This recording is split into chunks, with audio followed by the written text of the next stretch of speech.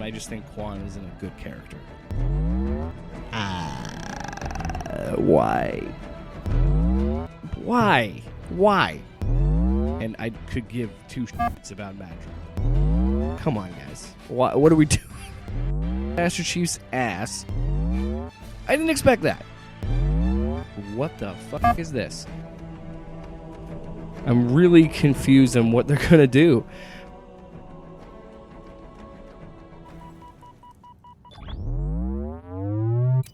Okay, I guess we're doing it, ladies and gentlemen. Halo PODST.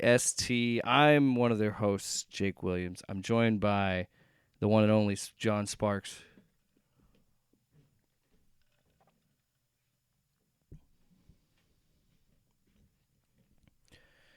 Yeah, John 117.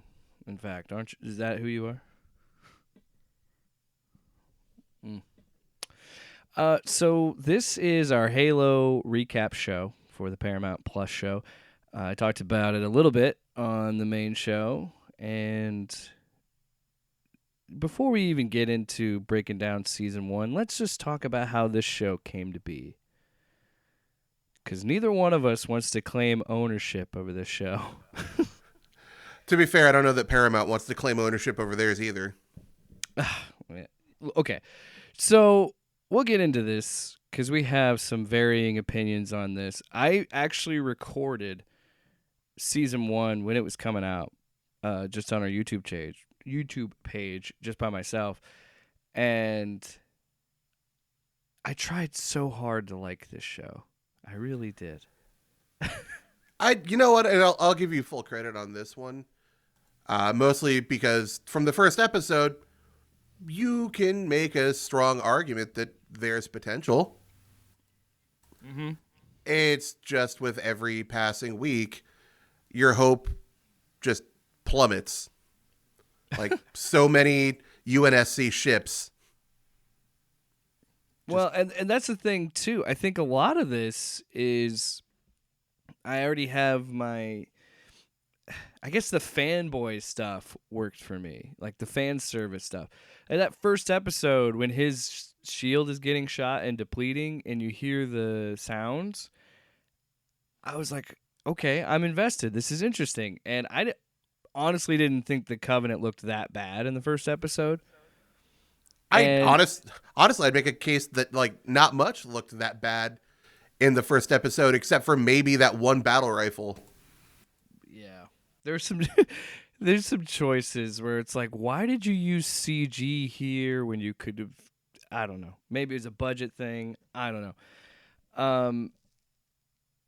But yeah, we're gonna go through 8 episodes. We're not covering the Quan episode because I refuse. Just like The Matrix 3, I don't believe it exists. What's wrong with The Matrix 3? I don't have enough time for that one. If you're going to have beef, have it with Resurrections. The 4th one. I don't know. I mean, it had the car chase. That was in this... You know what? We're not getting into this. The highway scene is classic. Yeah, and the second one... I'm talking about the... Forget it. We're getting off topic. Let's break down all 8 episodes, because you and I don't like Quan and we don't care. Oh, I have so many thoughts on Quan, and all of them are negative.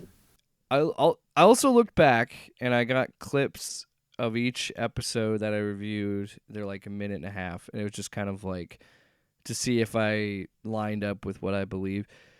Almost every time Quan is involved in an episode, I just am so annoyed. And I do my best to be like, I don't give a shit. I'm just moving on. Not to venture too far into spoiler territory, there is a note that I have here somewhere about the middle of episode 1, and it just says, Quan Ha, still the worst. And I don't even think it's the actress. I don't think it's anything like that. I just think that character is so pointless. It's not even a matter of being pointless. It's a matter of being so insufferable. Yeah.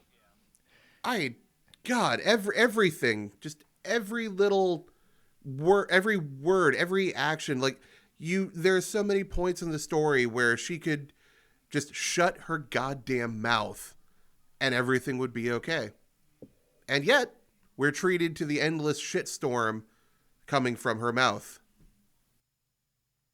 And what kills me is you should like her as a character because, excuse me, you see her family get killed. You see all. You know what? Let's just get into the episodes. Okay, so we got episode 1 here, which is called Contact. Yes. And honestly, out of the things that are Contact, I'd rather have a Contact High. Yeah. We don't have to cover all the plot points of each episode because this is going to be our longest episode. Because normally we're just going to do one episode recaps instead of a whole season. But yes, let's get into Contact because it's probably the best episode. I mean, it starts off in a shaky place, but it gets better and then gets worse. But the better holds it aloft. So I think it does a good job of establishing the Spartans, establishing that they're not like normal people, you know. They start to build a mythology around it. Okay, so here's the thing. Like I said, I watched the series. I took notes on most of the episodes.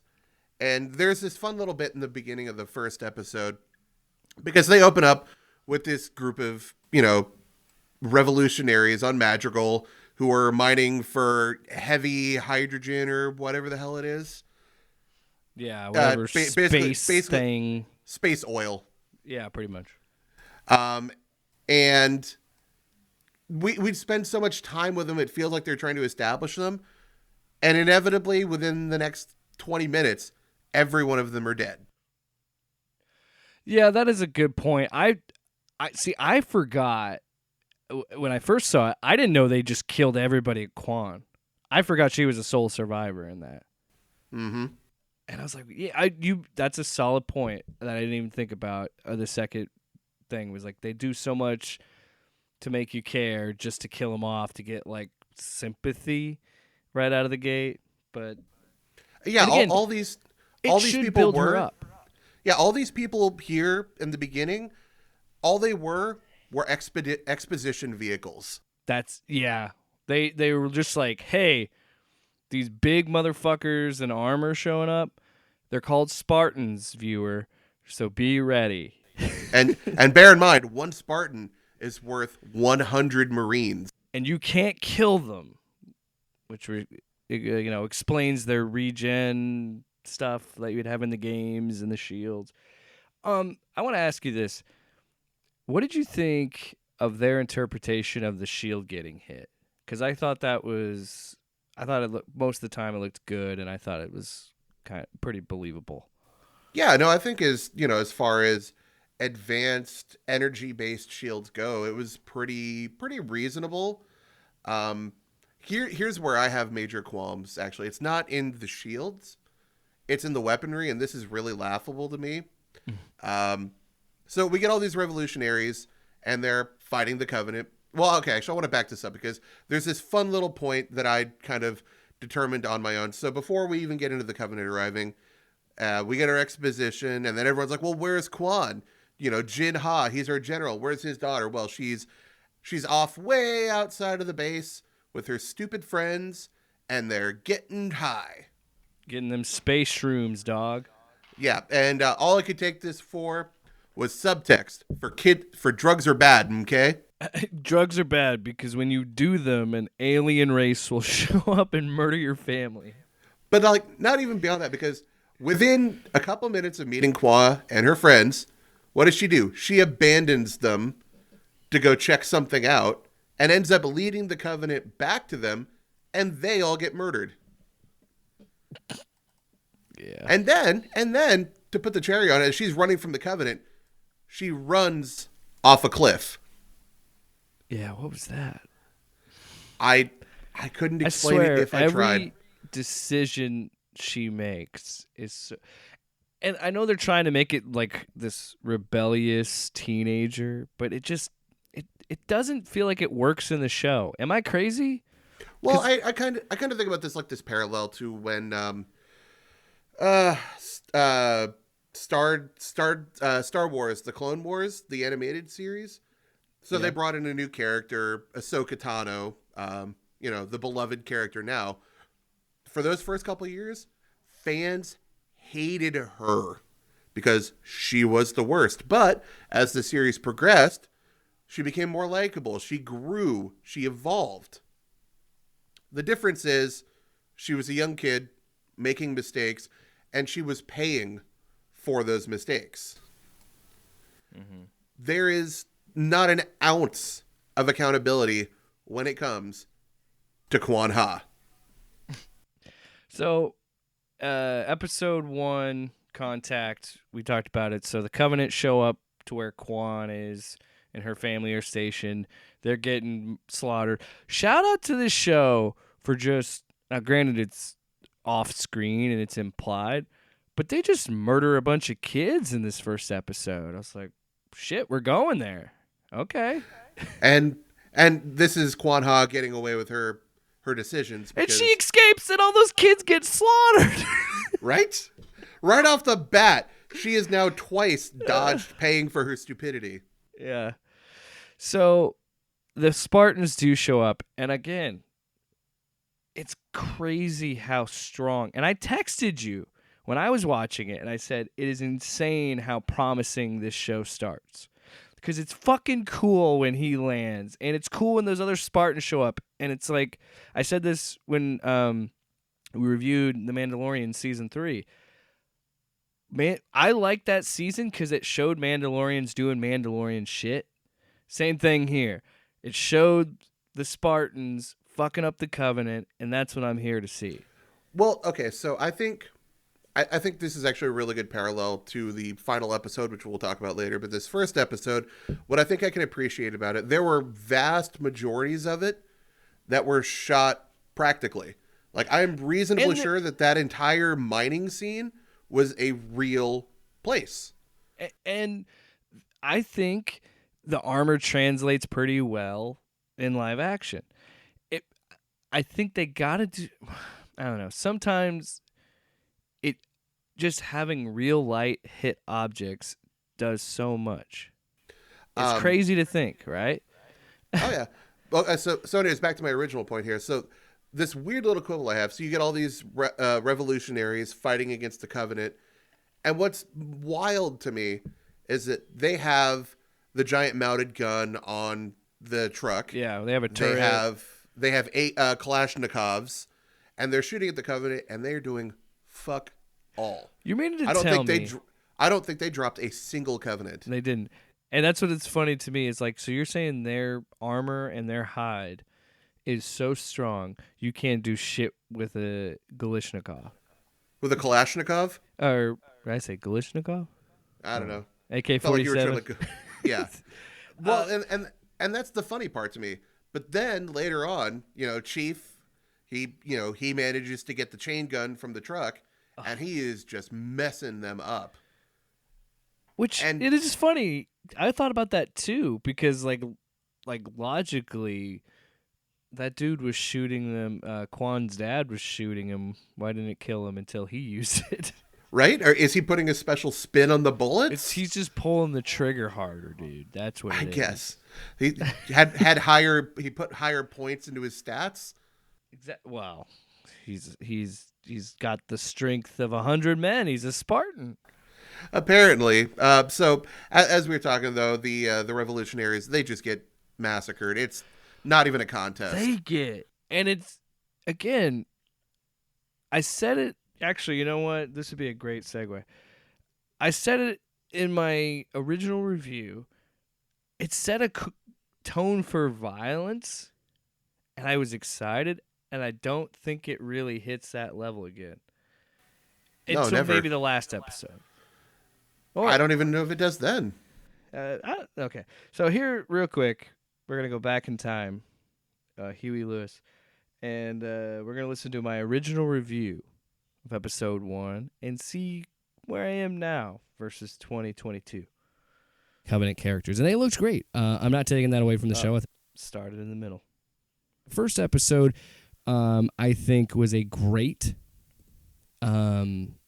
introduction to the series in terms of its tone, with its violence. I think that the Covenant surprisingly look really good, especially for a TV show. I was amazed at how well the character models look, and I'm assuming that that's where the majority of that $10 million per episode budget went. Yeah, I forgot to mention that. This show cost $100 million. Where did they put it? You would think all the Covenant stuff. Yeah, maybe. I know that in my notes here, I wrote a few different things. One, the plasma charge effect looks really fucking cool. Yeah. Because, those plasma pistols, let those bad boys charge and just pop somebody with them. Again. Great stuff. Again, when they have the needler, and it's like, it's amazing what you can do when you have real props, and the universe you're adapting already looked good. Mm-hmm. And it just blows my mind. But, I mean, the energy swords, they look great. The fucking energy swords are awesome in the show.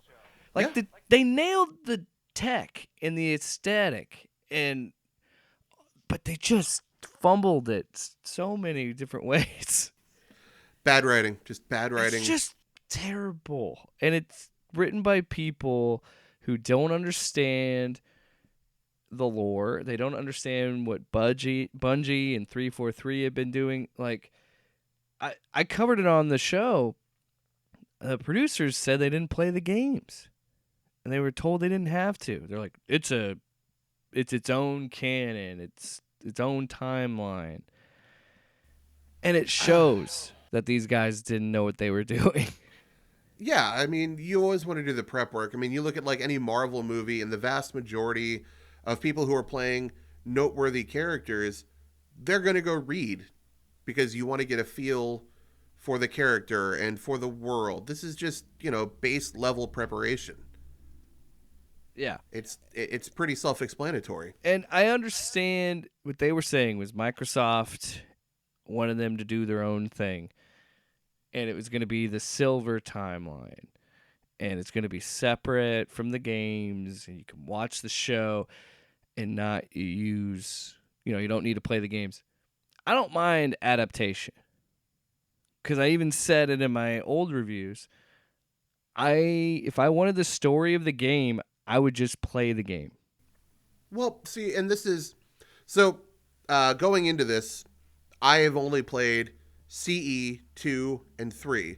So, I know very, very little about the lore of Halo, and that's perfect. This is my good entry point into appreciating this. So, caring about the silver timeline, I don't really care. These are not my problems. My problems is shoddy writing, and not from a lore aspect. Yeah. I didn't even play the first Halo. I only played Halo 2, Halo 3, and Halo 4's campaigns.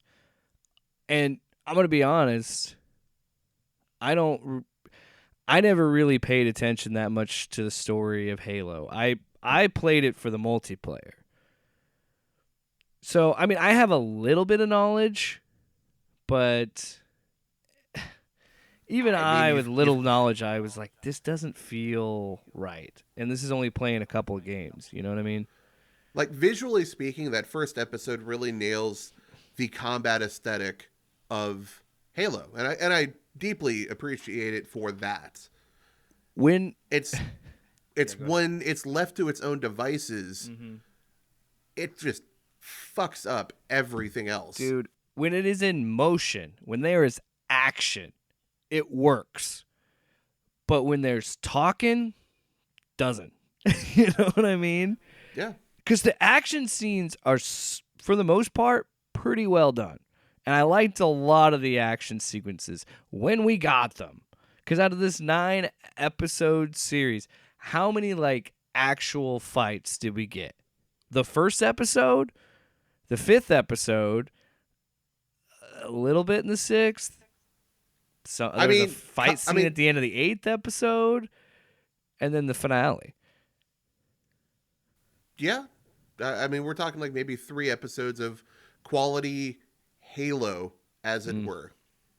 Yeah. And everything else was just this really poorly written drama. So, yeah, the main thing from episode 1 is we establish Chief and Silver Team. Again, I don't remember the UNSC being this mean in the games, but now that I think back, it makes more sense. Like, they were kind of like this because the whole story of them kidnapping the kids and turning them into Spartans, that is from the lore. Sure. And beyond that, it's a larger meta narrative on the military industrial complex. And I get that. That's cool. It's easy, low hanging fruit.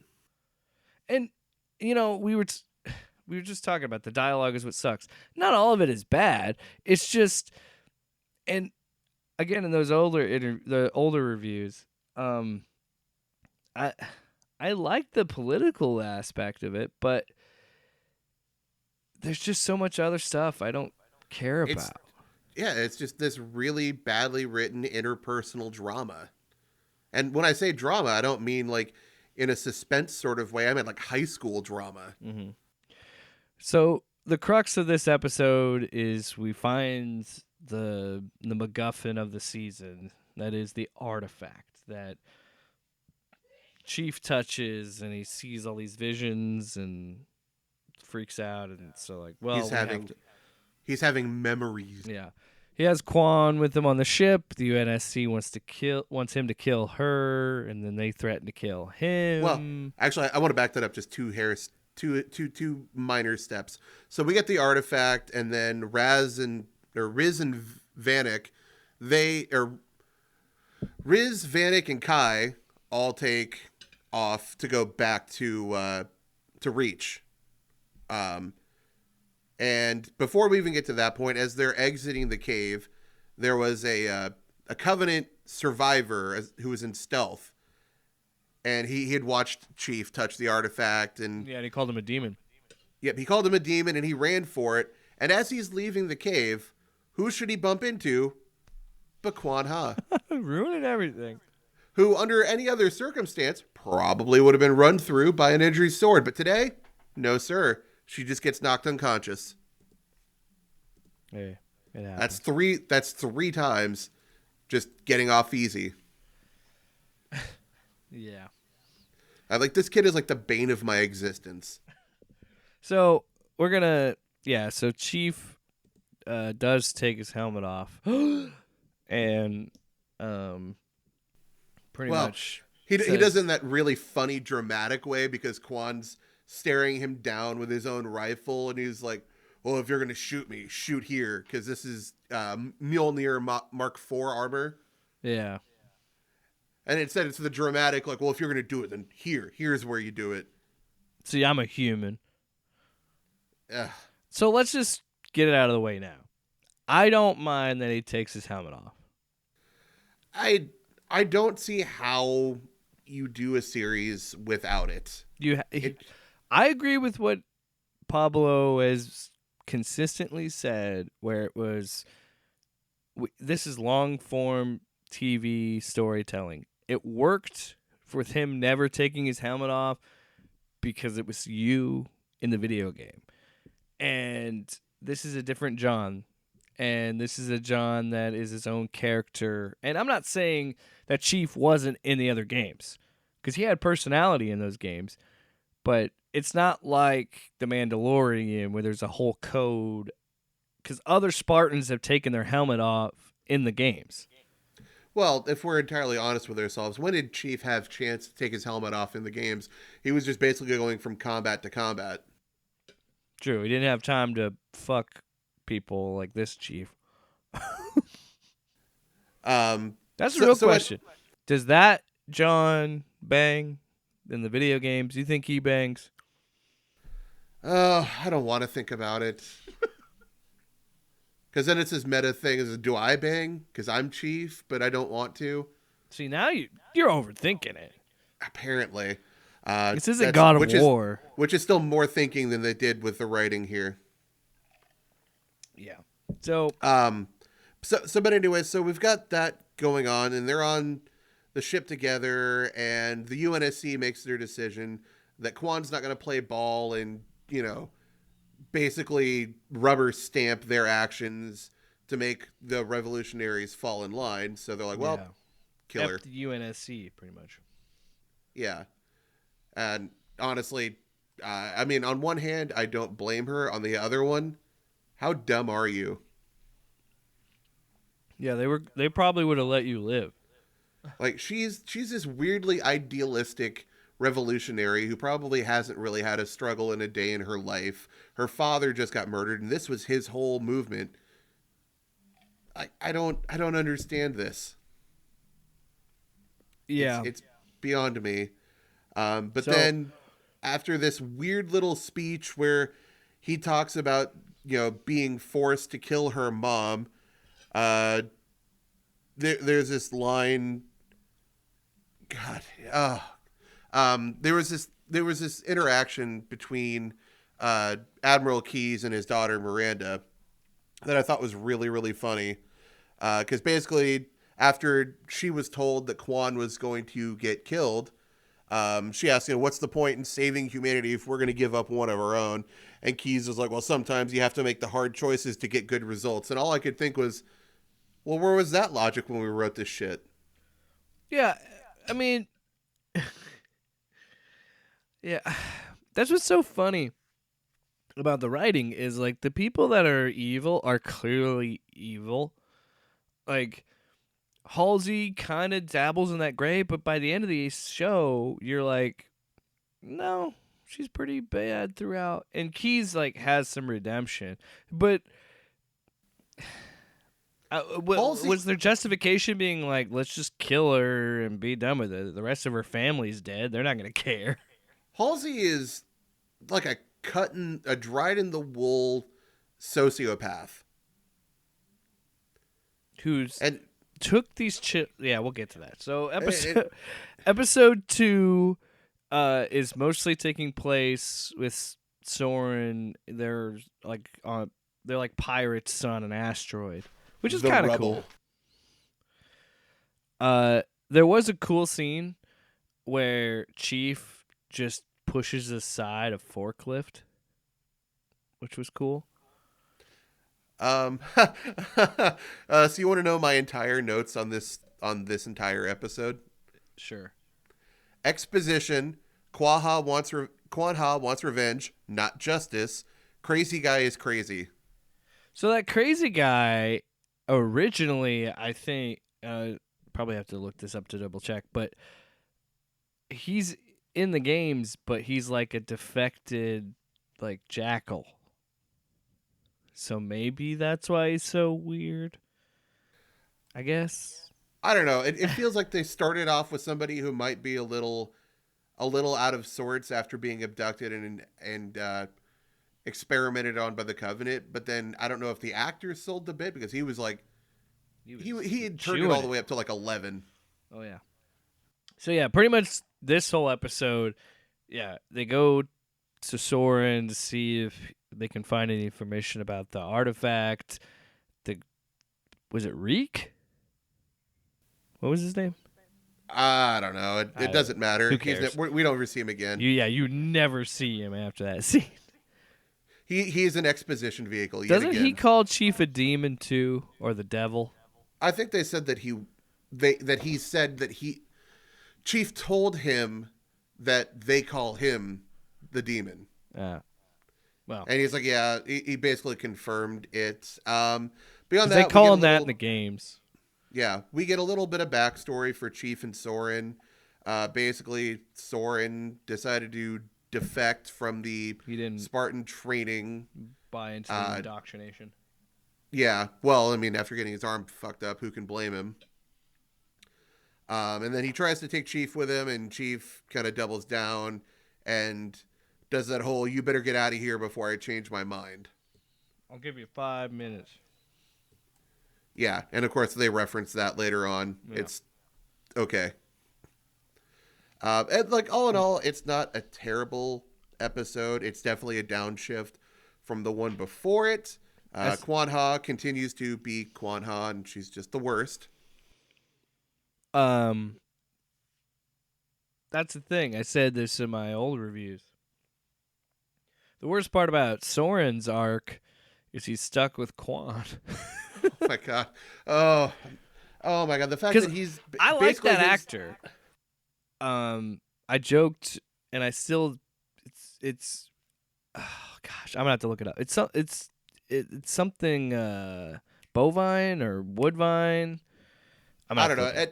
And like up until these last couple of years, I would have said he looked like a buff Dave Chappelle. But I've now always Chappelle said is buff. he's not Dave Chappelle. That's how I remember.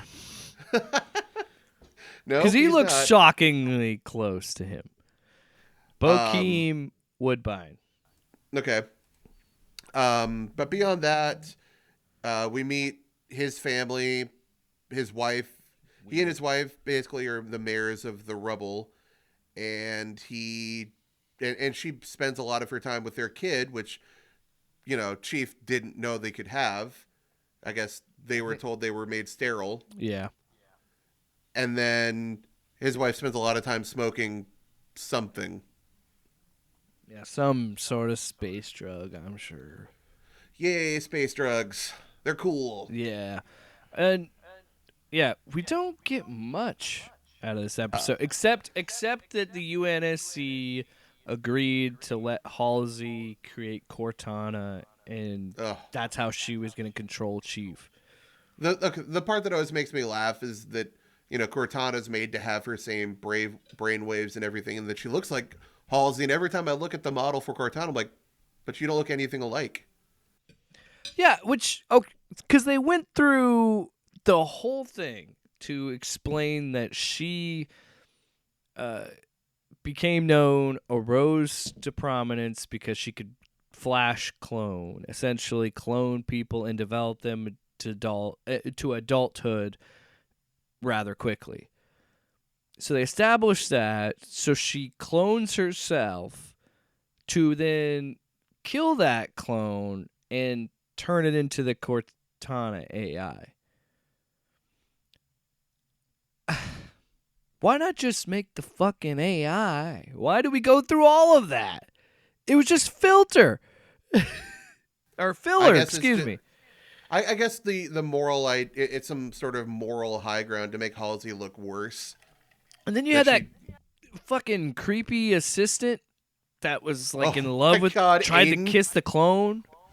What are we doing? God, he's such a weirdo. And then he like weirdly wants to bang Cortana, it seems like. I just don't. Why is that in a Halo show? Why? Why was he a character at all? That's what I mean. Just make Cortana. Why do we got to do the... I guess the whole thing there was to establish, okay, the kids of the Spartans are clones. So the Spartans are the original, but the kids that are with their parents are the clones. Yeah, the forever, however long they lived. But anyway, so then the major next point in this episode is basically Soren takes Chief to go talk to a crazy guy who got abducted by the Covenant. So he knows a thing or two about them. And then Chief ends up touching the artifact again, sending off a major blast wave and yada yada. And then he's like, all right, well, I've had enough of this. So, Quan, you're staying with Soren. I'm going back to the UNSC. See ya. Pretty much. And that was episode 2. And so the thing that I took away from episode 2 was, again, rarely do I think shows should be less episodes. But man, this season could have been like 6 episodes. It's wild to me that there are shows that are 6 episodes that could have used 1 or 2 more, and then there's the ones that have too many. Like, we haven't found the balance because yet. You have one whole episode dedicated to a side character that was created for this show that you and I have talked about. Pretty much nobody, like unanimously, nobody likes this character. Universally detested.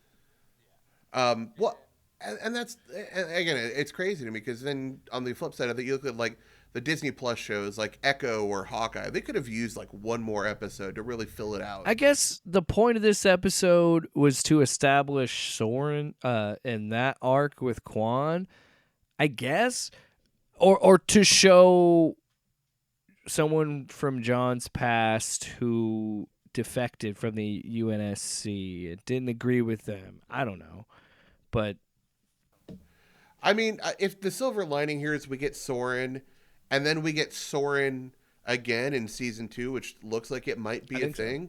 So. You know what? I'll take it for what it is.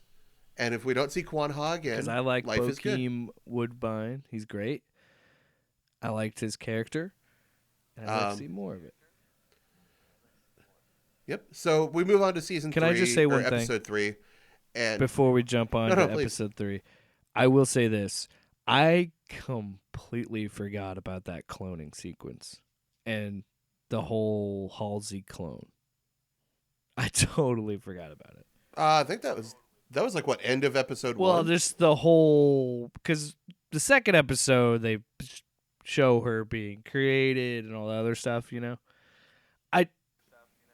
No, actually, like the clone had been there the whole. She was off in a closet on the side of Halsey's office because Parangoski, the admiral that she had kept butting heads with, was in her office, and she heard like the condenser click on, and she went and poked her eyes in there, and the clone's just been sitting in a bubble for God only knows how long. I did not remember that. Yeah, like she's been because so we didn't get to talk about Cortana becoming a program until like end of 2, beginning of 3, when Halsey, the sly dog she is, brings it up at a giant board meeting, and everyone's like, "Oh, you still get your, we're still doing the clone thing and your Cortana," and she basically like strong arms Parangoski into green lighting her using the clone for Cortana. Yeah. Oh, I remember that. Yeah, man, there's so much of this show that even upon second viewing that I'm like, I really blocked out a lot of this. It's like a bad night where you blacked out.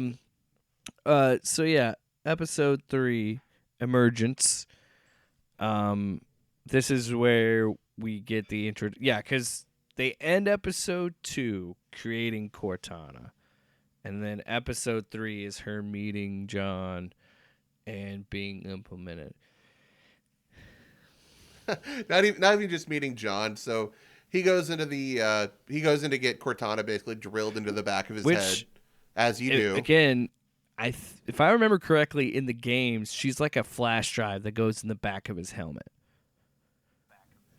Yeah, she's an attachment of the helmet because he ends up transporting her to basically because. If I understood the lore video that I watched, her AI can only live for like 7 years because of all the data that it can take on. Like the main storyline of Halo 4 is it's the end of her life and he's trying to save her. I like the change. It works for the show because again, like you and I have discussed, John is going to be without his helmet sometimes, and you still want to have that dialogue. I guess I have questions about it because there are things they didn't explain. So there's this really funny scene that I think is cringe as all hell, where Chief has Cortana in his head, and he's leaving to go talk to Silver Team, and she decides to take it upon herself to introduce herself to the team. And it's so awkward, bless their hearts. I kind of like that scene. But my issue with it is this large question of, okay, so she's basically just a little chip planted into the base of his skull, right? Where the hell is she projecting this image from? Good question. But look, Sparks, at some point you gotta suspend your disbelief, okay? Okay, I am watching the Halo show that includes Quan Ha. My disbelief has been suspended long ago. That's a good question. I didn't even think about it. But watching when she does that and she tries to introduce herself to Silver Team, and you're watching Chief just kind of like cringe and kind of freak out. It's adorable. See, that's what I mean. That's what I thought. It was funny because he was embarrassed, and they added a little humor to him. See, and that's the thing. I think they do try to develop John in the show, and I think his escalation of anger towards Halsey and the UNSC and all this, I think, is pretty justified. Oh, it's absolutely justified. And I think, especially in the middle parts with this episode and then the next episode, I think it does a really good job of establishing, like, oh, Halsey really is a sociopath, like you were saying. Like, the more as this show goes on, she's like, oh, she's a piece of shit. So the long and short for Chief in this episode is basically him and Cortana becoming a thing in a work relationship, mind you. And then he's trying to remember the planet that is in his memories, and Cortana kind of helps him identify it because it might have the other half of the artifact that he's now remembering. He's getting flashbacks of that. And that's basically his role in this episode. During the course of this episode, we get the ever horrible Quan Ha B plot, which starts with her on rubble while Soren is inspecting some chickens because, they're still taking in livestock from somewhere. And right off the top, she's just getting lippy. All he wants her to do is just hang out in his house. Basically. That's it. Yeah. Not he asking even said much. that. He's like, I'm just doing this as a favor to John. Just stay at my place. Yep. And she can't and help leave me alone. Just can't help but run her mouth. And all I could think was hit her. Just hit her. Oh my God. I'm sorry. Sometimes when kids get out of line, just one good pop across the mouth. Wow. This week's boomer take. You tell me what you do about her. Send her to a Covenant work prison? I mean, maybe. I don't know what I would do with Quan. I don't think they know what they were doing with her either. So that, yeah, episode 3 Emergence is pretty much just about digging more into John's past, establishing Cortana. A little more than that even. So we get the planet identified. It's Eridanus 2 as John's home planet.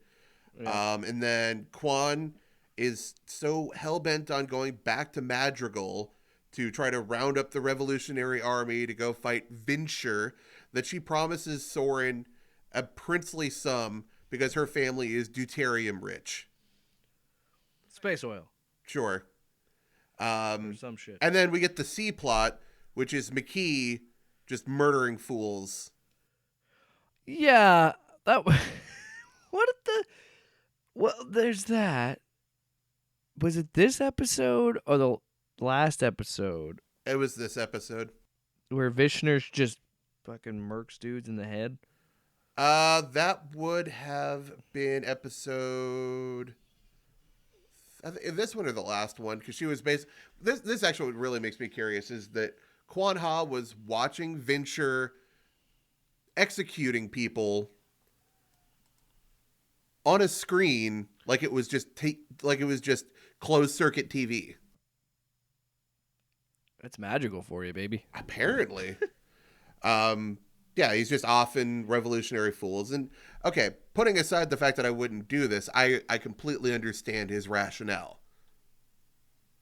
You want to be a tyrant, you got to go ahead and take care of the people who are revolting. Yeah, you got to do a couple public executions. Nobody's going to believe you. Yeah. Hey, no, game respect game.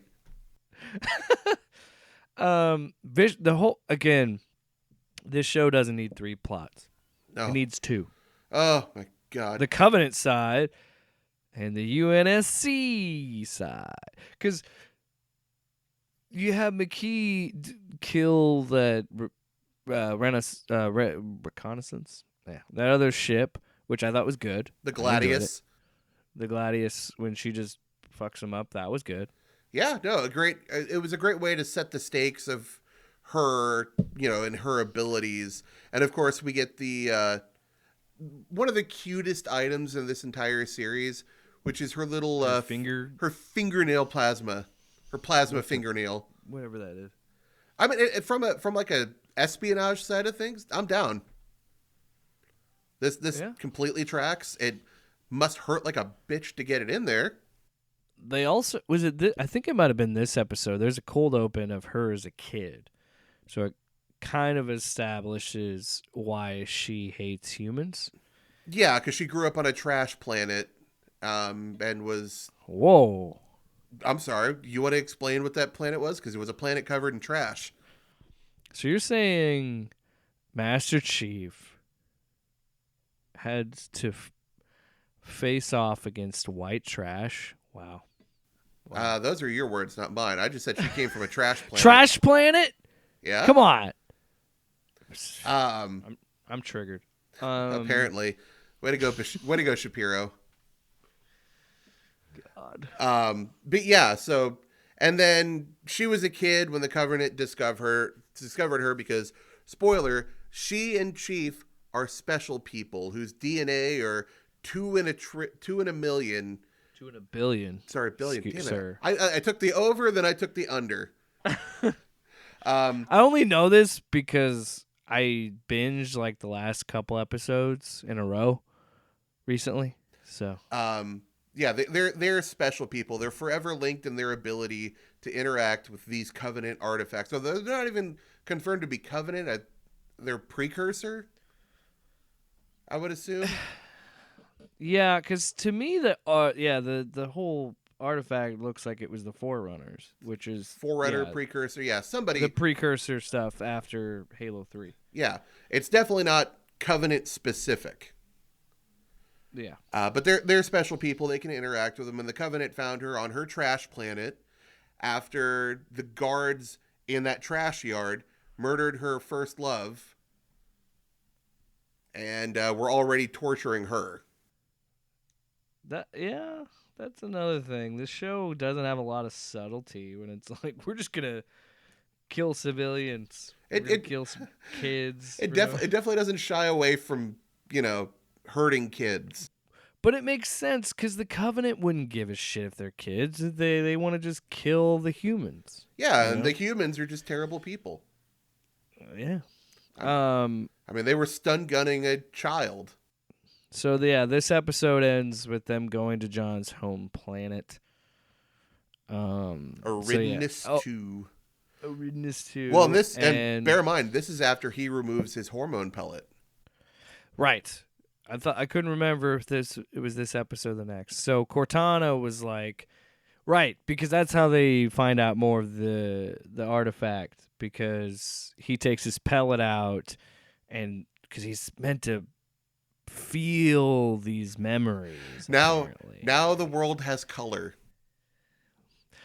It's not a bad sequence, right? Because he's experiencing things. Are they implying he's always had the pellet? Like he didn't. I believe it was like some sort of like battle enhancement from when they were like teenagers. That just blocks their humanity, pretty much, or it blocks emotion. Emotion, yeah. Yeah, because there was this part where he was talking about another Spartan who had died, and he could remember it, but he couldn't feel it. And then we end the episode with poor old Kai seeing him take his pellet out. Yeah.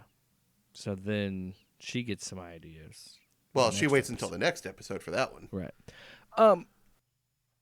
Cortana talks about this later in the show, and she says remove the pellet to get the feelings of it, and that's how he's going to memorize. But it's always funny to me that Cortana, who has moments where she's like very calculated and like an AI, but then she's also like, I think that Halsey was wrong. Humanity is important. And it's, I don't know. Like The fact that Cortana, her characterization goes all over the place. well, I feel like. and I think it's part and parcel to her not being just a written piece of AI, but a person's consciousness downloaded into a program. I just think, as I was saying that, I think the whole thing with this episode and all the stuff in the next few episodes later on in the season, I think it works well enough. I think like Cortana was always kind of playing this end game. Like I feel like Cortana was always trying to get Chief away from Halsey. And I think that doesn't really show up until the later episodes. Well, and she does it in the most awkward way because she's always putting herself between Chief and his objectives. Because she's basically telling me, hey, you shouldn't be doing this. And Halsey's like, no, let him do it. Yeah. Like he's going to cut his pellet out. Well, he should be stopping this. This is a violation of, the Spartan program. Well, no, let him do it. Help him do it. Because it might get us to this artifact. And this artifact is important for helping humanity take their next step. You think. Which, yeah. But I think, to me, after that moment is when Cortana and Chief, like, they're still combative throughout the season. But I think that moment, Cortana is, okay, so he trusted me enough to do this. Sure. And she kind of like feels a bond a little bit. Yeah, I mean, she could have been a snitch in a heartbeat, and she kind of was, but Halsey kind of guided her in the line to establish the trust that was inevitably broken in episode 4. Now that I say it, Cortana was one of the few, and now that I think about it, one of the few well-written characters in this show. There's a fair bit of nuance to her, for sure. John, I think, maybe because I like Pablo. Good old porn stash. I think he does a good enough job with what he's given. Yeah, I think the writing is just low enough that he needs to try to elevate it. I think the difficulty is he's trying to play a character with a lot of things under the surface while also being very hard on the exterior. Yeah. And you kind of see the cracks in the facade more when he's hanging around McKee, who is somebody who can kind of relate to the experiences that he's having now, and then even more so when all of the Halsey stuff finally comes to a head. So yeah, we go back to his planet. He is finding more memories, and honestly, I thought how they did the whole memory sequence was pretty cool and interesting. It was very using Cortana and the helmet. Yeah, it was very innovative to have her kind of fill in how the house would have looked. My favorite part about this episode is this thought that I keep having every time. I remember thinking it the first time I watched it, and I remember thinking it the second time, is his flashbacks weren't really vivid about what it was he buried out in the yard. The only things we know is that his dad got upset and they were burying stuff. Wait, did you think he killed his dog? That was exactly where my mind went. I was like, oh, this is going to be really awkward if they find a dead dog in that hole. I've thought that the first time I watched it too. I was like, you guys didn't do a really good job telling us what it was you buried. Hey, maybe for better. They already for killed worse. kids, man. Fuck it, they're going there. Although Halo. you know that dog is dead as hell, though. Well, now. I mean, the whole planet died.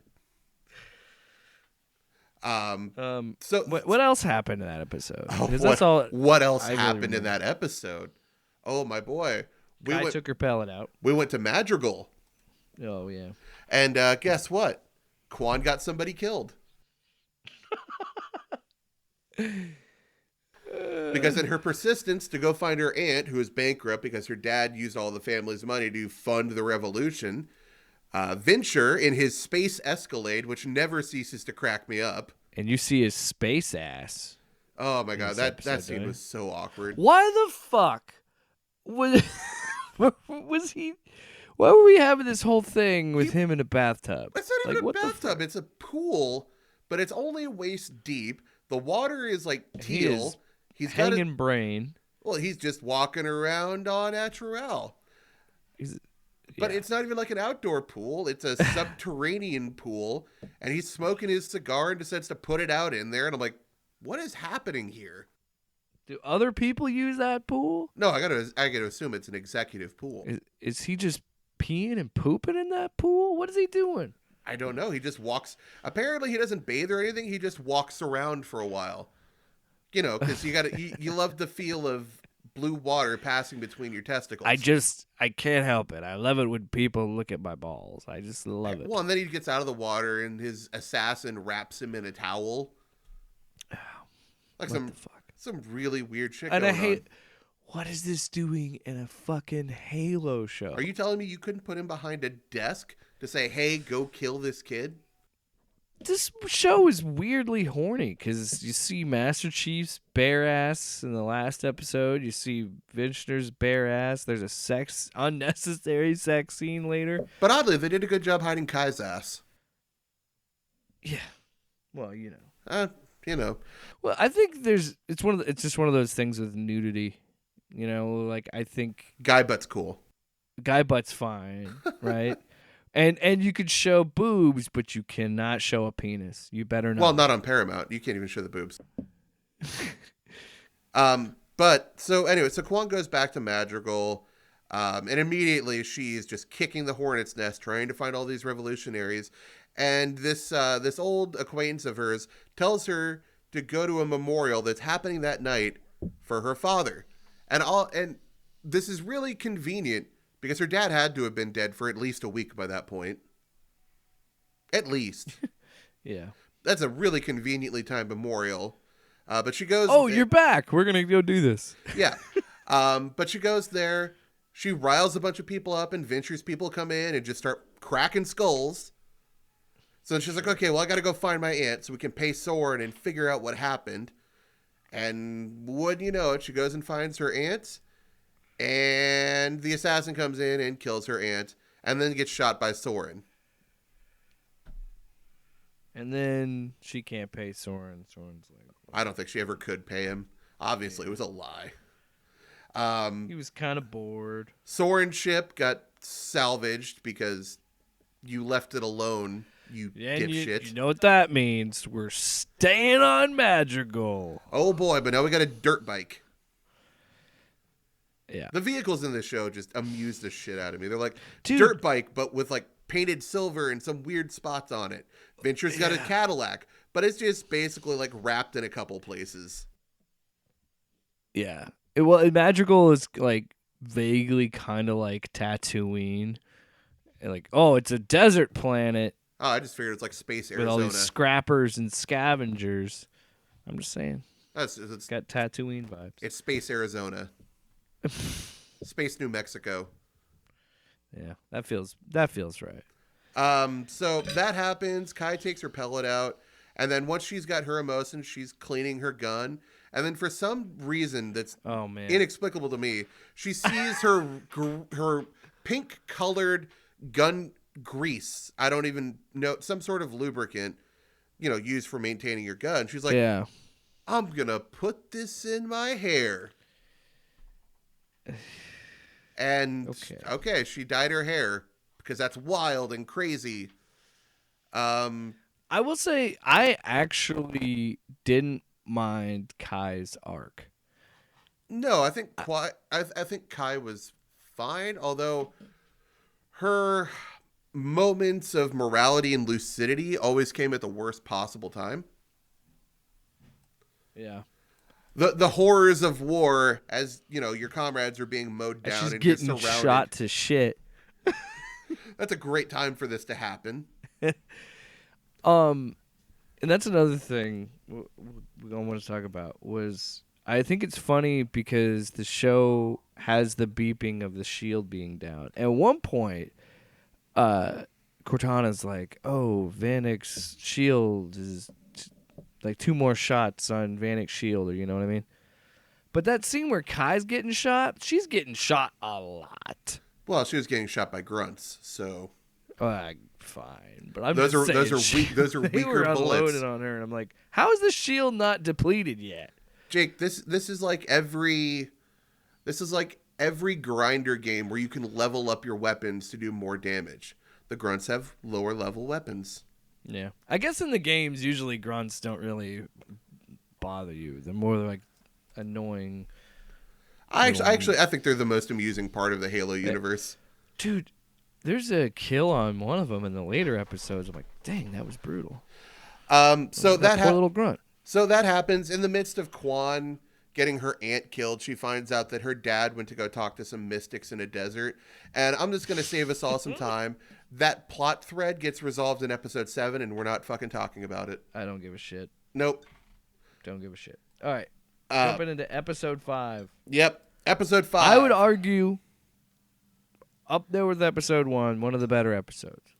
Yeah, it's got a little bit. It's still a little bit more on the practical effects side, especially since it it looks like it took place in a real canyon basin thing. It had some real. First off, it had one of the funnier moments that were obviously necessary for the plot, which is Chief managing to get the last of his memories and finally figured out what it is Halsey did to his life. Discovering that she abducted him from his happy little home and cloned him and left a deceased clone to, die with his family, basically kidnapping all of the Spartans. And he gets so mad because conveniently, as he's figuring all this out, who should show up behind him but Halsey. So he charges at her, and mid-jump, Cortana shuts him off. And why was he doing like a Superman punch? That was what I was trying to. Like, you could have just shot her. Like, why did you have to do the Superman punch? Honestly, it was funny the whole way through because watching him just like power down midair, amazing. Like, that wins its own award. Yeah. So then with all that going on, the Covenant shows up to, fuck shit up and try to abscond with all of the artifacts. And there's a giant fight. Master Chief finally comes to. Kai finally has, morals and is horrified by what she's doing and then gets lit up. Well, I think this whole episode. So after that happens with Chief, why wouldn't Halsey say something to someone and be like about him because she's still under the impression that she needs him. And then they see him walking towards the artifact again, and nobody thought to be like, "Hey, why is he walking towards that? Why is he walking into the cave? What's he doing in the cave?" You know what I mean?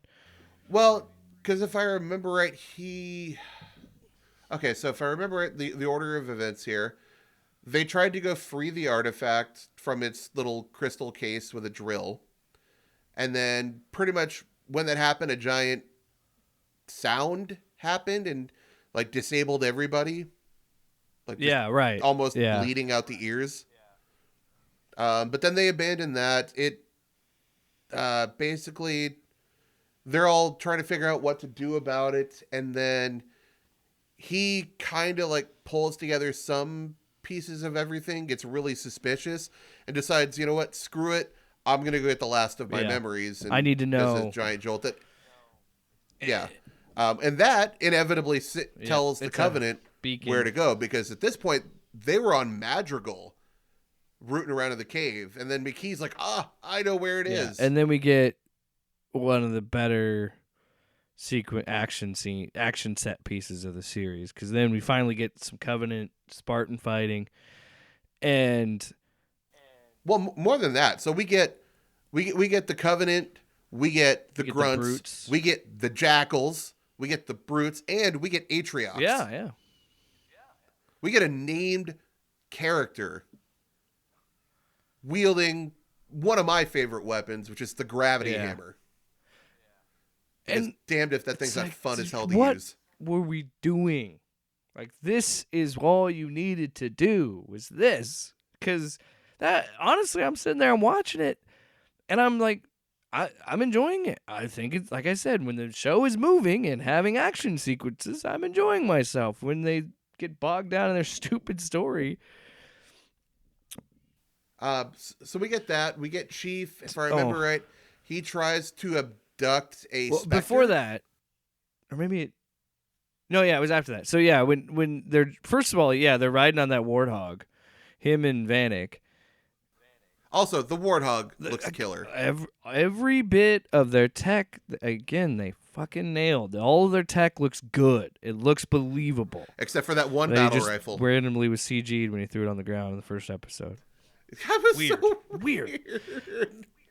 I had to rewind and look at this. Did I see that My right? favorite thing about that sequence too was it captured what it's like to play the games, because they're just sprinting. They hop into a warthog, Sheaf does, and then the other Spartans are sprinting and catching up to him, and they do it a smart way of explaining in the lore why your Spartan could run down and run next to a warthog and jump into a warthog. Like it's They're there's superhuman. it is a great way to illustrate how fast these fuckers run, where they could just run, jump into a car like it's nothing. And yeah, they didn't miss a beat. This episode did scale well, and it felt like this big battle, and it is great because it does perfectly what the games do, where the Marines just get fucked constantly. Oh, so hard. And that's the whole thing. Is like, that's why we have the Spartans, because they're just here to. You are fodder for them, so they can. These Covenant are distracted while they're beating the shit out of these other guys. And yeah. So Kai's she tries to get Miranda out of there, and so they attack her ship, and she's got to defend them. And then her emotions start to take over, and she's getting like shell shocked and like having a panic attack, being like, "Oh my god, I'm in a battlefield, I'm gonna die! Like these people, they're kicking me, punching me, shooting me, And then we see a moment where I think for me in this point, for Chief, he's kind of like a brooding teenager for a little bit. But as the episodes go on, you start to like him more. And I think this episode really turned me on this John, where he's like, I'm not going to let my friend die, which is an easy way to make him relatable and likable, and it's pretty effective here. Yeah. And I also think, narratively, I think this is also where Cortana starts to come around on Chief, too, because she's like, stay on mission, and he's like, I got to save my friend. And when he steals that Spectre, holy shit, that was awesome. Well, and then on top of that, you got Halsey on her ship, and we see an odd little bit of humanity out of her, because she decides to leave her ship to go save her daughter. It's like Miranda Keyes, FYI.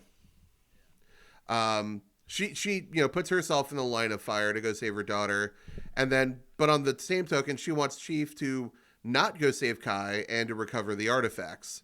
Yep. Like, that is the priority. And it's like, no, man, my fellow Spartan is getting kicked into the dirt. My friend that's dying right in front of me. The only person who could understand my emotions. Oh, and him being a dick about it. It was really funny too, because Cortana said what I thought in that scene. Because there's a scene earlier where he finds out she took her pellet out because she tells him, and he's like, well, then you're a liability. You can't be out there. And she's like, well, then if I'm a liability, why are you out there, being like, you're kind of a hypocrite. And she stood up for herself, and in my head, I'm like, good for you, Kai. And then Cortana says that. She's like, I'm glad she stuck up for herself. I'm like, yeah, you're right, Cortana. I agree. But they didn't reaffirm the point why he can be out there, because he's the Master Chief. When this is my story, so he jumps on, shoots the dude, and commandeers the Spectre like you would in the game.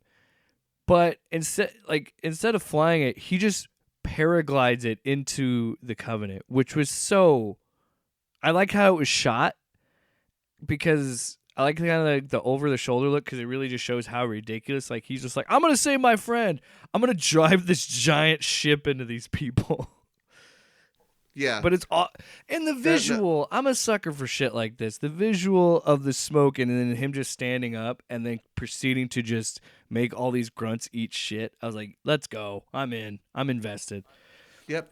When he flips the one So and shoots it in the head without looking, I'm like, all right, I'm into this. you know what, guys? You started losing me in 2, 3, and 4, but I'm back, baby. I'm It back. only took me 3 hours to get to what I wanted, I guess, Well, hold on to your pants because you're going to lose it again here in another couple episodes. So, yeah, and then he crashes the ship. He's kind of beat to hell. Kai's basically dying. Oh, The artifacts are out there in the stomps open. a brute's skull into the ground. Or not a brute, but... Well, nothing stops. Like, he mounts him and just starts beating the ever-living hell out of him. Yeah. And then stomps him out like he was fucking Wilson Fisk. But John wasn't able to control his emotions because he was upset about his friend. And then he let them get the artifact. And then... Well, I mean, he almost saved it, except, the Covenant had a little drop ship to just like, boop, got it. Again, shows you how fast this dude is and the fucking audacity where he's like, I'm going to beat this tractor beam.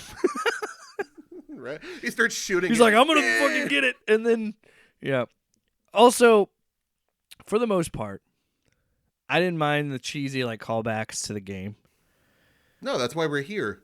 When she's like switch to primary and he's like, I know how the game is played. I'm like, okay. All right. But when he says, Cortana, I need a weapon, it's a weird place to say it because I'm like, I don't know. Look down. There's plenty of weapons, Chief. Pick one up. Why are you telling the AI? I get it. We got to say the line because it's in the game, but it's like you could have used it at a different time. Maybe a time when the battlefield wasn't covered in them. He's like, Chief, look down. Oh, but, okay, so silver lining, though, the Covenant managed to run off with the artifact, but they traded in their used human. Yes, they brought down Maquis.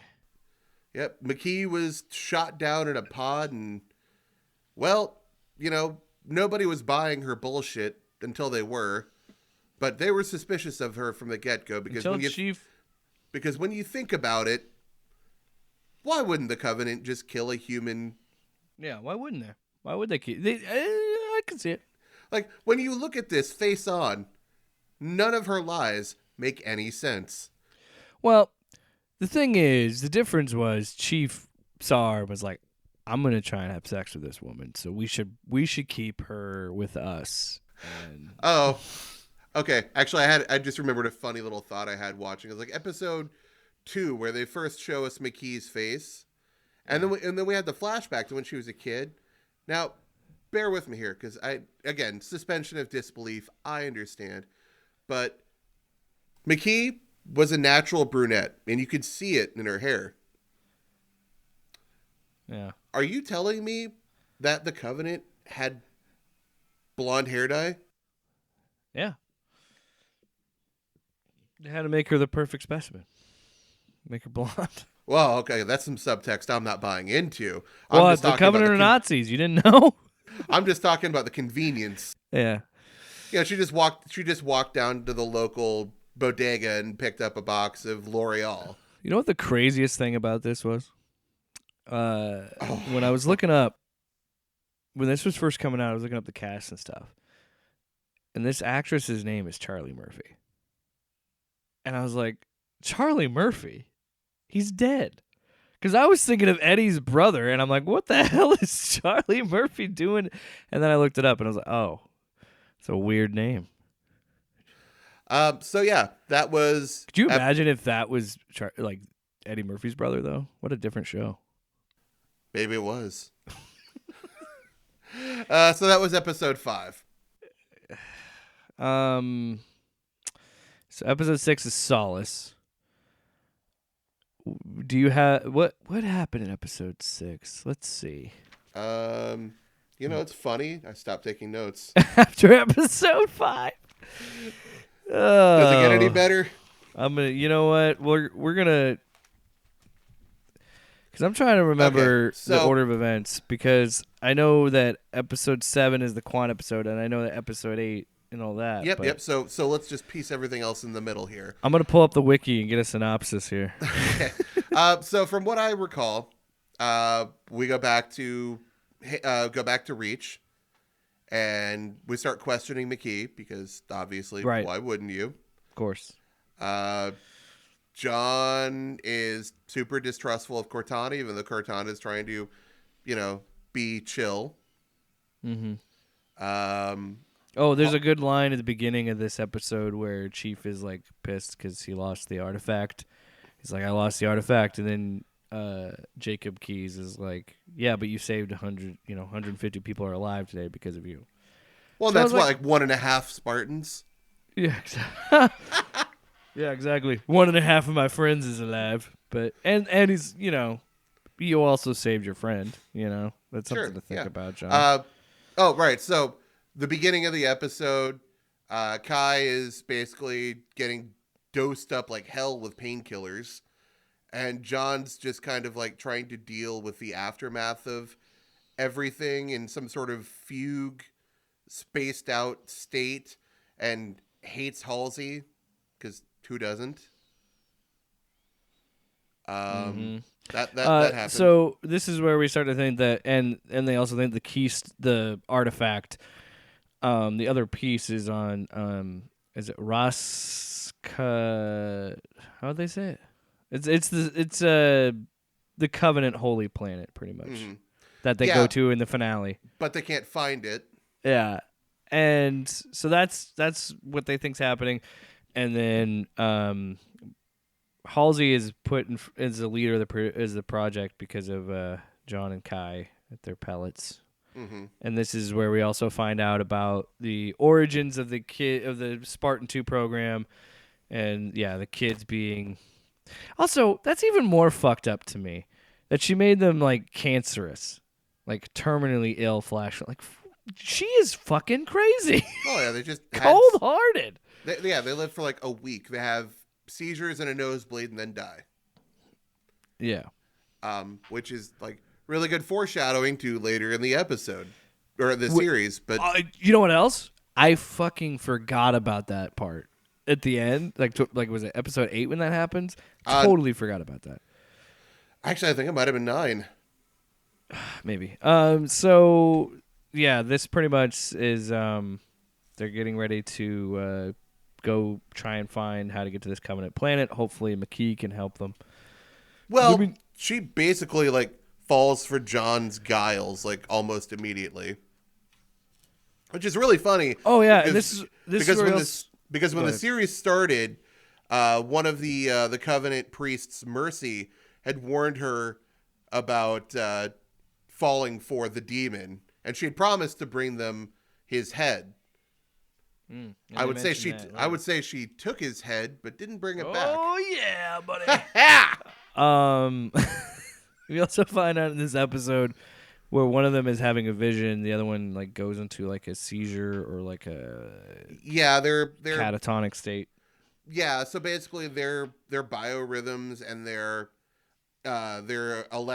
brains basically link up. Yeah. So episode 7 is Inheritance. That's one episode. I don't care. Nobody cares. Episode 8 is Allegiance. So that is where John and McKee fuck. Yes, that if you look it up on the wiki, that's basically the synopsis. I'm reading it right now. John and McKee have sex. Verbatim. So all of Halsey's. Can we also say how unsexy and awkward that fucking sex scene is? And I can tell you that I skipped it. I skipped through it too when I watched it the second time. I'm like, I don't want to put myself through this. I went cinema sins on this one. I was like, skip. I don't know about you, but I'm someone who like I don't mind nudity and sex in movies, but it has to like serve a purpose and it make serve a purpose of the story. This doesn't, because it's just like I understand what they're trying to say. Like these two, they get each other on a certain level, but like, why would she fall in love with him? Because is he like the first nice human being to her? Like, because he's the protagonist. Yeah, because he's the blessed one. They're the blessed ones. 2 in a billion. Bear in mind, they haven't even known each other like 2 days. So yeah, we also find out that the Covenant are going after the Halo rings to begin the Great Journey, which is something that is touched on in Halo 2 with the Arbiter. So then we also have that. All of Halsey's bullshit comes to a head. She actually, what I thought was one of the more fucked up moments was she, had her daughter in to talk to her, and while she's talking, managed to get a scan of her retina so that she could hack their systems. Right. And Miranda in that scene is like, can you just fucking be normal? Short answer, no. Can you stop being a fucking sociopath? Like, she's pleading to her mom, like, I just want a relationship with you. I just want a mom. And she's like, yeah, I agree. I love you too. Let me get your retinas. Give me one good look. Yeah. Hold on. Hold it right there. Okay, yeah, keep going. What were you saying? So all of this comes to a head. And Halsey is told that basically they're kicking her ass off planet. They're going to go send her to a moon somewhere to do her research. She's not going to have the artifacts. Basically, lol, we're going to kick you out. Yeah, all right. You've caused too much damage with your crazy shit. Get out of here. So she has her little temper tantrum and decides, you know what? Now's the time. We're going to take the artifact. We're going to take McKee. Normal people, when they're demoted or, something changes at work that they don't like, normally they do something petty like steal some pens or something. Well, she decides to take everything. She takes everything and then 6'2" Spartans on Master Chief. Well, he didn't comply. If he'd have complied, everything would have been hunky-dory. Yeah. So she tells Riz and Vanek being like, any means necessary, get me Master Chief, pretty much. Yep. And, well, before that, she tried to talk to McKee through her room's hollow somethings. Oh, yeah, and she tries to manipulate her and be like, yeah, you are special. There's something with you, too, And you can't trust the UNSC. He listens to you. Trust me. He doesn't listen to me. John will listen to you. You can trust me. Yeah. Not the UNSC, just me. Yeah, don't ask John why he can't trust me. Just trust me. Yeah. I will say he won't listen to me, but he'll listen to you. Why doesn't he listen to you? Well, I didn't fuck him, so like some weak ass God. So yeah, and everything just goes fucking haywire. McKee. So this whole time, Miranda's been trying to decode this message that McKee sent when she fucked up that UNSC ship. Yeah. So she's been trying to decode this message, and finally it comes through, and she's like, "Oh my God, McKee's the one. She murdered everybody on the ship." And then obviously you're gonna tell everybody that when they're all standing in one room. And what do? They use a fucking stun gun on her, just like when she was a kid. And that triggers all the feels bad. Now you're going to pay. Yeah, everyone's going to pay now, and I'm going to touch the object and what did you make think the was building gonna explode. Happen? What did you think was going to happen? They were going to figure it out. You murdered an entire ship of people. You wouldn't think they wouldn't know? You think they're going to be like, nah, it's okay, dog? You're not going to notice a ship missing? They're not going to be like, hey, where's that ship we had out there? Oh, no, they found the ship. The people were all dead. Like, she got on the ship, murdered everybody, and then left. That's what I mean. Like, they were going to, like, yeah. I know. But it's like... And you don't think that they wouldn't have, like, some sort of, my thought would be, like, wouldn't they have, like, a surveillance camera of some kind? No. Best case scenario, they figure it out, and when they're talking about it, like, nah, fuck those guys. We hated them anyways. Yeah, fuck them. We're glad they're dead. Played it cool.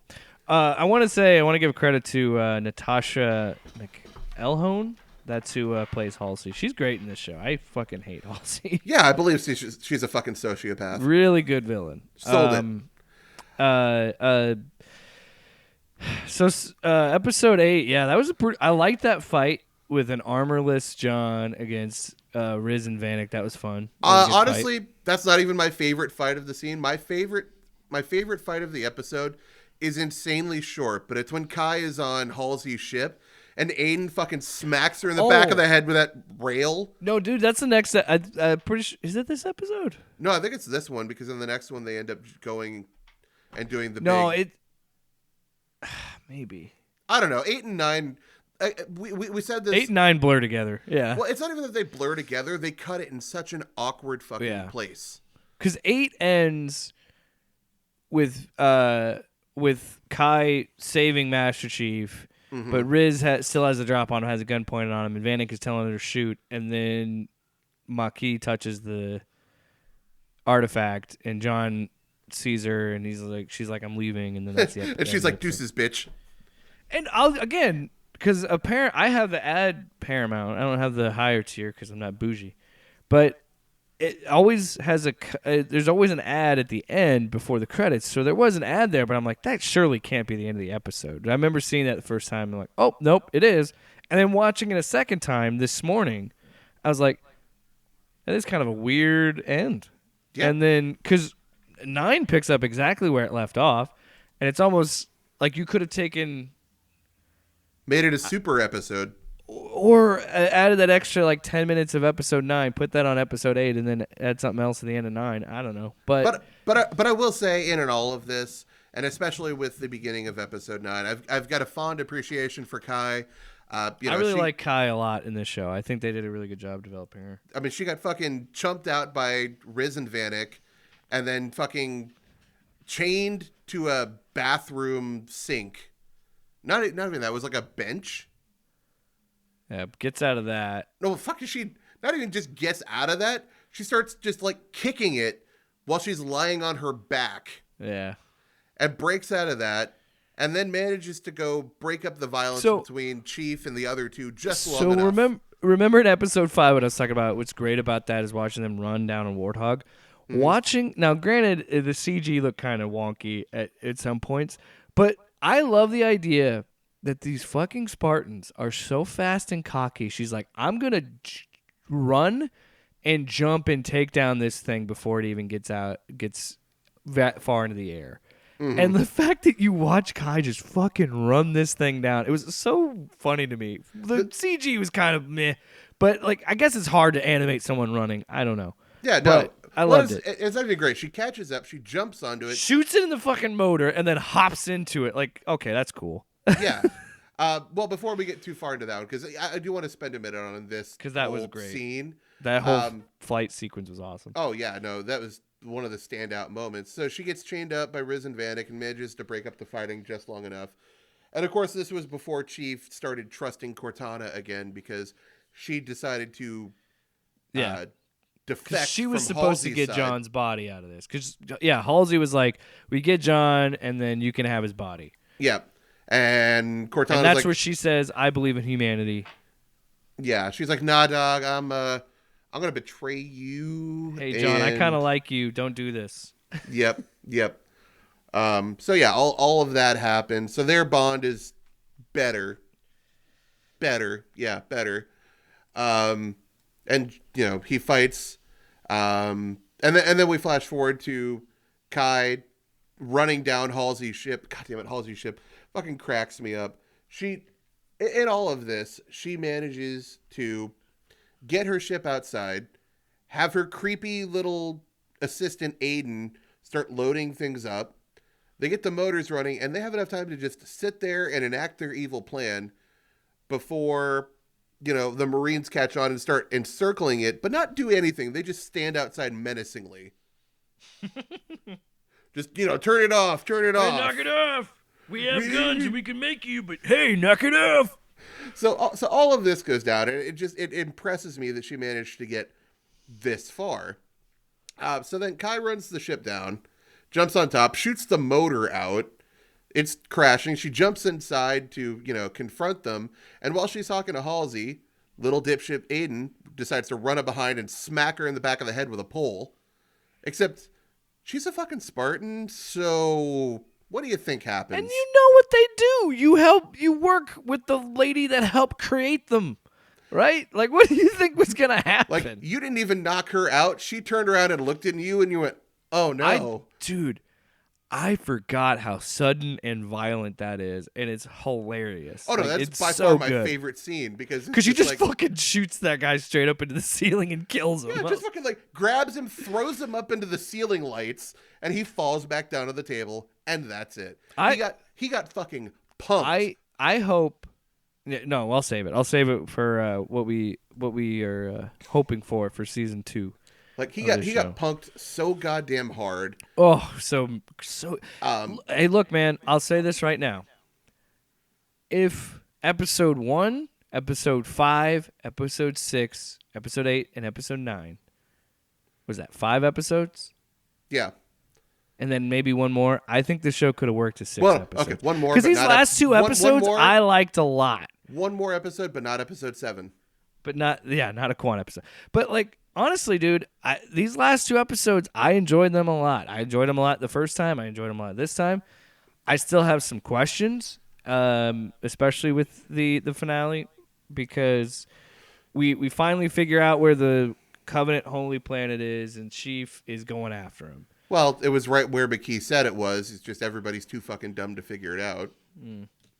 So she went back there too, because she's going to go on the Great Journey. Yep. Yeah. She thinks she's going on the Great Journey. But they were like, you said you'd bring the head of a demon, and you didn't. Well, they were going to kill her anyways because that was Yeah. a promise they made off screen. Yeah. Oh, no, we were going to kill the bitch. Why would we let a human do this? Yeah, we still hate humans, man. We're still the Covenant. Come on. Yeah, we're using you, obviously. What'd you think was going to happen? So You know what so much of the show is? What did you think was going to happen? right.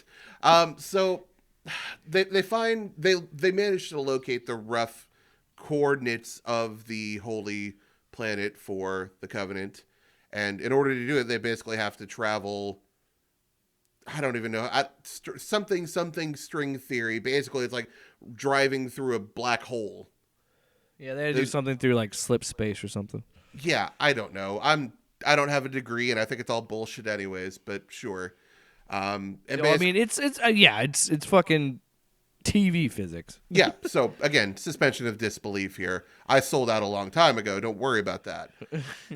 But so they just narrowly managed to make through without the ship falling to pieces because Chief's the fucking boss. He piloted through this shit.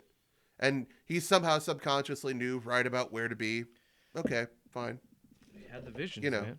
Yeah, no, this is why he went to flight school, I guess.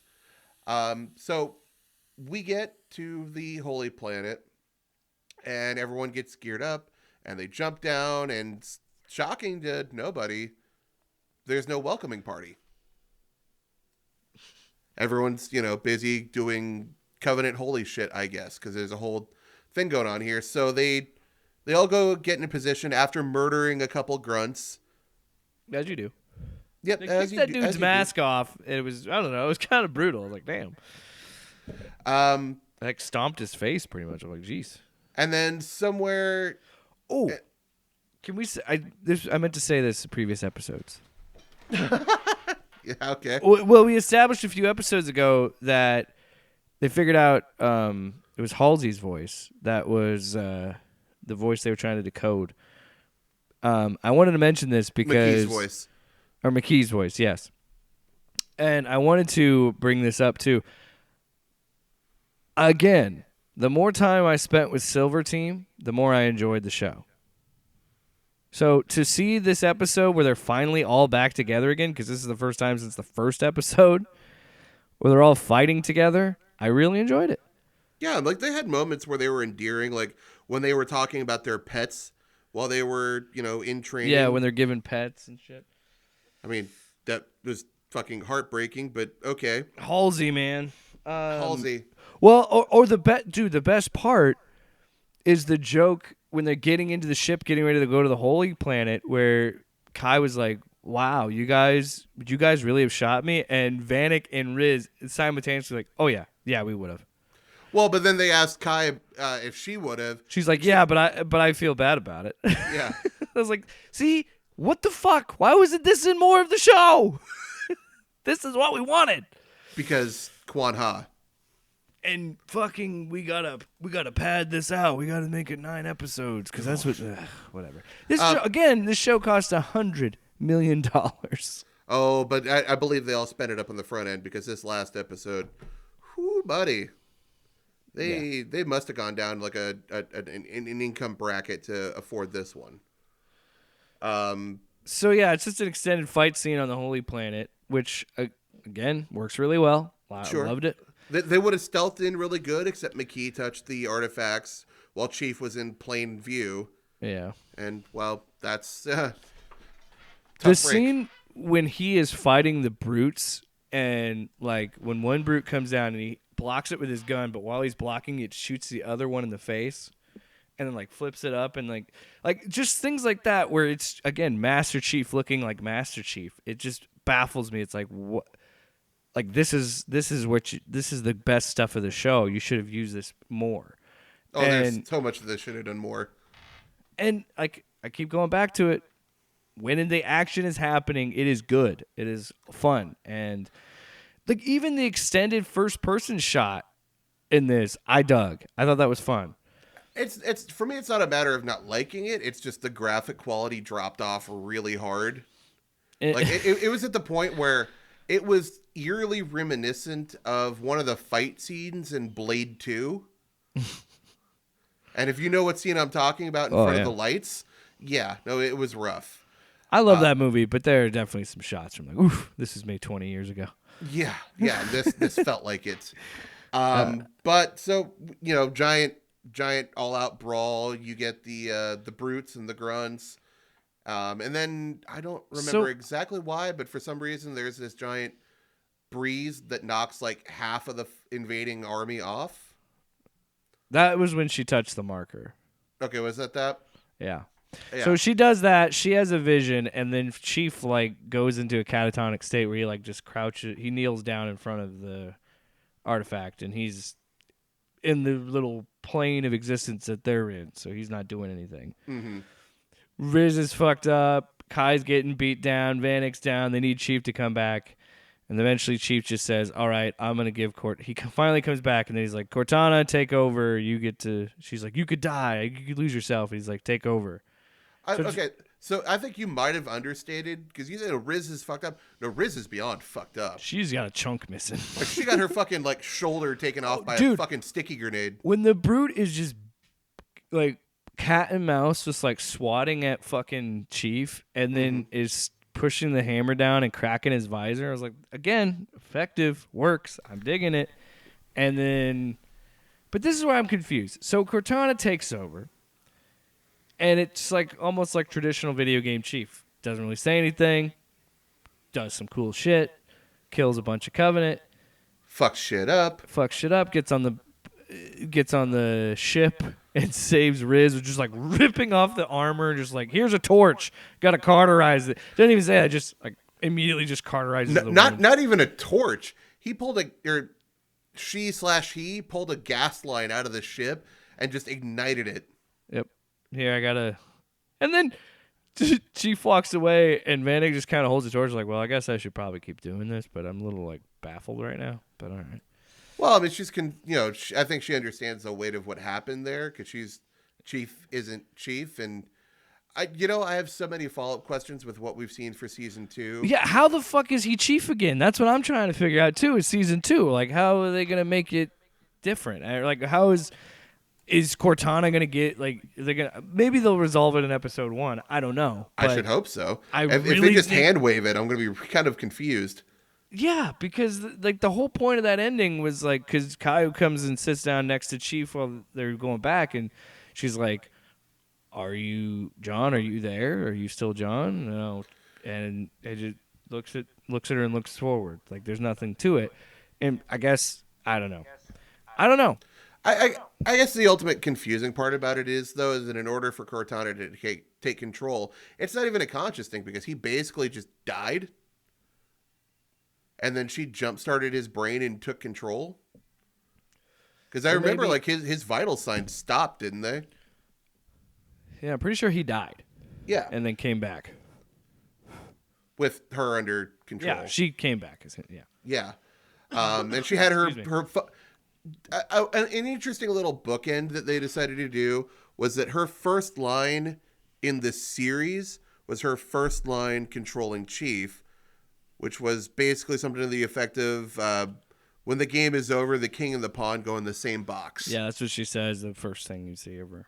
Yeah. I'm pretty sure. And it's the first thing she says when she takes control of Chief. So just like this weird little bookend. I don't know. I don't know. So that's season 1. Yeah, it was a thing. I think I'm a little bit kinder. Maybe I'm about the same. Maybe a little bit kinder. Like On my second viewing. I mean, for point of comparison, I had to drag you kicking and screaming to watch it. Because I coped. Wasn't what I wanted. And then it had episode 5, and I'm like, oh, all right. Episode 6, okay. Yeah, there are some. If they would have just focused on Chief and Silver Team and the artifact, I think it would have been fine. Yeah, like this first season was a season of extremes. There are high points and there are low points. But if you were listening this long, I appreciate you, and you'll understand where I'm coming from. Of like, the highs get really high. There's some really cool shit and some things I really like, but it is buried under so much crap. Named Quan Ha. That and Venture and well, all of it circles Quan Ha. It is in her anything orbit. In the web of that story, yeah. Except for Soren, who might be like a. And lone... I cannot. And the fact that Pablo said publicly he didn't want to do the sex scene, and he didn't like it, and didn't think it was a good idea, and they ignored it, and they did it anyway. And well, that's the difference between him and John Krasinski. I mean, Krasinski, when he learned that Jim was supposed to cheat on Pam in the office, he put his foot down, and they said, "All right, we'll change it." I think maybe he didn't think he had that pull on the first season. And honestly, I think that would be it. Maybe he's like, "Oh, fuck it. I didn't write the script. I got to do my job, I guess." Yeah, no. So I got to make out with this attractive woman. Darn. So he voiced his disappointment in the choice, but he did it under his breath. Yeah. He's like, I need this fucking job, so I'm not going to say anything. Guys, this is a really bad idea. But again, I have to kiss Charlie Murphy. I'm going to be real upset about it. Oh, man. And I'm also getting paid millions of dollars. Why me? Yeah. All right. So I guess, are we going to have a ranking system? Are we going to have a rating system for this? As a whole, independently, because I can tell you 7 is a flat F. If I could give it anything lower than an F, I would give it that. I mean, as a whole, season 1, I would give a D. Maybe a C minus. Yeah, I think I'm in a similar boat. Like, there are decent highs. The lows are catastrophic. I think it's a first season, so the learning curve is there. I would definitely lean towards C minus D plus. It says a lot though, where half the season I really like, and another half I'm kind of like, eh. Like it's not without charm. It's just the charm is buried under the weight of terrible dialogue exposition. And I think that with you and I, again, not having a ton of like playing the games, enjoying the games, but not having a huge attachment to the lore, I think we had a little bit more leeway with the show and what we'd be okay with, what we'd be against with it. Well, and our names aren't Joe. Exactly. And even I was like, really? This doesn't feel like Halo. Even I was at points in this show being like, this just feels like a different sci-fi show that they just slapped Halo on. Yeah, I mean, for me, not knowing much about the lore, I could kind of take everything as it was and try to judge it on its own merits. I understand that it is in a Halo universe, but the writing is just not good. It's not. It's cringy at best. It feels like a sci-fi, like SYFY sci-fi show. It borders on feeling like a porn parody. But I think they got the aesthetic right. I think they got a lot of practical looking things of that world and showing that like it looks good in a live action space. I am optimistic for season 2. It's a new creative team. Looks like they're going to do the Fall of Reach. That seems to be where they're going with this story in season 2. it definitely feels like they were building towards that at one moment in the show, because there was another planet or city that had gotten devastated by the Covenant. So you could kind of feel that this was just around the corner. Yeah, and I understand that it's not following the games and everything with that, but yeah, it's kind of interesting how they're doing it in this timeline, because the Fall of Reach is before the first Halo. Mm-hmm. I also found out, I want to make a correction. I was like, I don't think Master Chief was in the Fall of Reach because of Halo Reach. I found out that the Fall of Reach is a book, and Halo Reach kind of ignores the canon of that book. Even they don't know their own canon. Yeah. Those were the Bungie days. Who knows? Well, I think that, like I said, I think it's just open enough. They've explained that this is a different, not even a different timeline, but a different world, a different reality of in that universe. So I'm not going to take everything needing to be a particular way. I mean, obviously, we've watched enough Marvel movies to know in our time that shit gets changed. I'm not going to get Days of Future Past exactly as written. That's just the way it is. I loved Captain America Civil War, but that was nothing like the comic. That was definitely not Civil War, for better or worse. And then, like I said, I like that with adaptations, because if I want what was in those original stories, then I will read the medium, or read the book, play the game, whatever it is. So I'm not against adaptation. I'm not against that.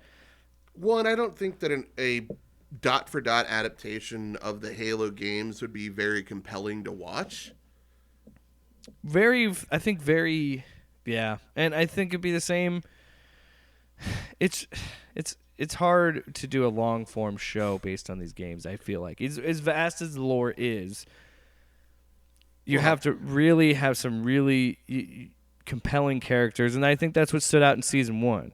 When the story isn't as compelling, Halo just feels like another sci-fi thing. You know what I mean? I mean, there's an argument to be made that this could have just as easily been something like Mass Effect. Dude, it could have been Battlestar Galactica or whatever. It felt like at times a generic sci-fi show. Yeah, and you know what? It's probably a good place to start from. It's just we need to actually get invested in the world, and I feel like the world itself wasn't very well shaded in. I think that there's going to be a lot more focus in this season, and I think it's going to be mostly about the Fall of Reach, and at least the first half of the season will be about that, and then the second half is going to be the aftermath, and I think maybe leading towards Halo 1 story-wise. I don't know. I think for anyone who is at least has a passing familiarity with pro football, I think, in my opinion, Season 2 is going to be a prove-it season. Okay, we gave you a second season. It's your contract year. Yeah. If you want a third, you need to deliver. Are you going to say that this show might only be one season, this miniseries? Huh? You know what? I get it. Look, I get it. You only have so much time in your life, and there's plenty of great shows out there, and I agree with you, Sparks. You get 2 seasons to prove yourself. Yeah, some shows don't even get that. Some shows only get the one. This show, I think after the premiere, immediately got a Season 2, which I think is the only reason why I got a Season 2, because I don't know a ton of people that even watched the first season. Could you imagine if this was on Netflix? Yeah, it would have been already. Yeah, or hell, if this had been Warner, they'd have just pulled it halfway through production. Tax write-off, baby. Yeah. So, at the very least, we're getting a second season. This is not a redemption arc, but it's a redemption for the crew and the writers to try honestly, to deliver. I like Pablo Schreiber a lot, and I want to see him have a win here. So, yeah, there are characters worth talking about. There is one not worth talking about. And I think ultimately we're just going to have to see where everything goes. As far as I know, I don't think she's really in it at all. We didn't think she was in it in the first place. And that's the rude awakening I like we my got. chits. I don't know. I am optimistic. I'm going in with an open mind, but you're right. If this season isn't an improvement on Season 1, then I don't know if I would stick around for Season 3. And by the way, it's not that high of a bar to clear. I mean, no, that's the advantage of, creating a C plus D minus show. But I think the indications that we've gotten from the first trailer and a half, things are looking promising, and it'll be out soon. And we'll have a double episode to kick us off. Yeah. So next week, first 2 episodes are dropping on Thursday on Paramount Plus. So we're gonna try and record Friday night and get it up Saturday if we can. But 2 episodes, double dipping in our first season 2 episode. And with any hope, we'll be talking about some positives and hopefully less negatives. I'm honestly, maybe it's because we decided to do this show, but I'm excited. I'm actually excited to see season 2. So I'm anxious. Anxious? Yeah, we'll see. Cautiously optimistic. I think I'm more optimistic than you are, just slightly. You're cautiously optimistic, and I'm optimistic. Yeah, like I've been burned enough times by garbage shows. I mean, I watched the entire run of Titans. I did not get past 1 episode. I watched 1 episode. Stay tuned to our next side miniseries, Titans. I'm not reliving that. Getting Titans. Getting Toitons. Remembering the... No, it's me forgetting the Titans. Yeah. Well, this has been our first episode of Halo PODST, breaking down the Paramount Plus Halo show. So, what did you think of season 1? I doubt you liked it. I doubt it. I'm talking to you, listener. Yeah, no. Hopefully you didn't absolutely hate it and had a reason to listen to us talk about it. So look for episode 2 where we officially start covering season 2 of Halo. Like I said, that might be up late Friday, early Saturday. And if nothing else, you got to hear Jake talk about Master Chief's ass. Oh yeah, Master Chief's ass. It's like Captain America's, but not as good. At the end of the game, what was it? The king and the... At the end of the game, the king and the pawn go back into the same box. Yeah, that's going to end every episode. I'm just going to clip that out. Well, you might want to put it at the beginning and at the end. All right. Because that's the way it goes. Folks. We're done here. Off panel, off topic with Jake and Tyler.